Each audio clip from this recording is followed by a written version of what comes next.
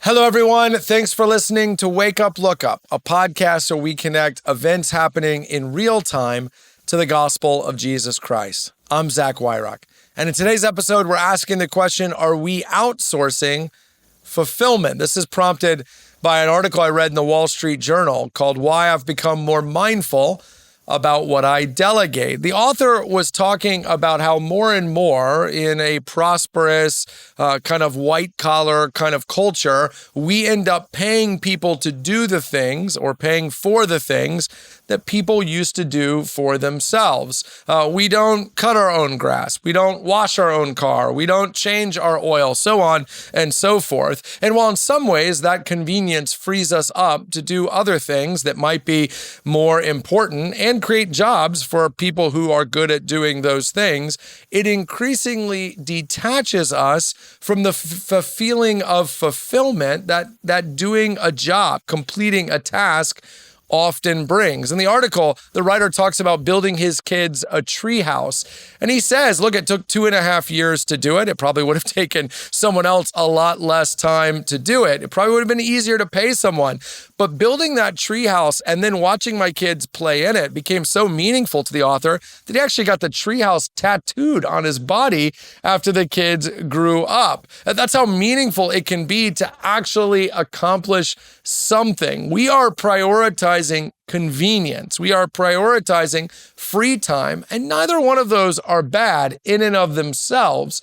But does it necessarily follow that a byproduct of that is that we feel increasingly less fulfilled, less accomplished? We feel always busy, but never really sure what we did that day. I know sometimes I feel this. I go home and my wife says, "How was your day? And what happened today?" And my instant reaction is to say nothing. Now, I might have had 16 meetings, but I'm not sure what I built. I'm not sure what I actually accomplished. What the article is arguing is that we need some of that. We need to get back to that. Look, I think the Bible agrees.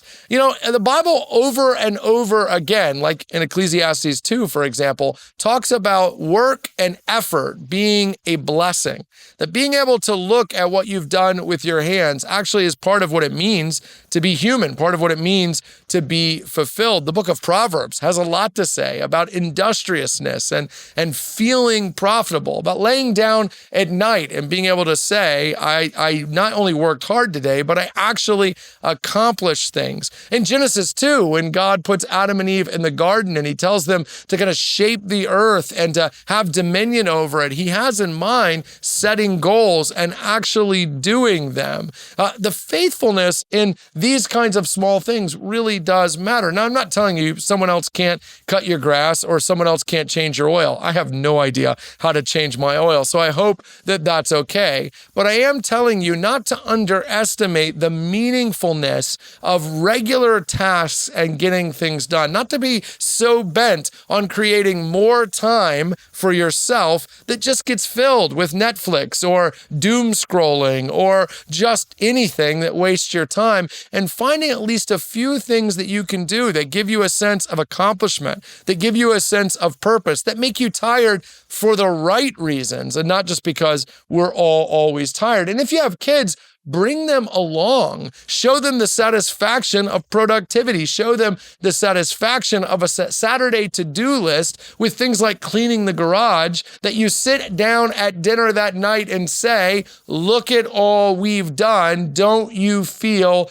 productive?" God's desire is for you to feel like your life matters. And we spend a lot of time talking about what that means in the big things, and maybe not enough talking about what it means in the little things. Find satisfaction today in being productive in everyday things, because your life really does matter. Hey, thanks so much for watching this episode of Wake Up, Look Up. While you're here, take a minute to like and subscribe. It really helps us get the word out. Don't hesitate to leave a review wherever you might find this podcast on an audio level and help spread the word. And hey, while you're here, check out all the other content we have at Christ Community Chapel on YouTube. Some of those videos are popping up on the screen now. Click on one.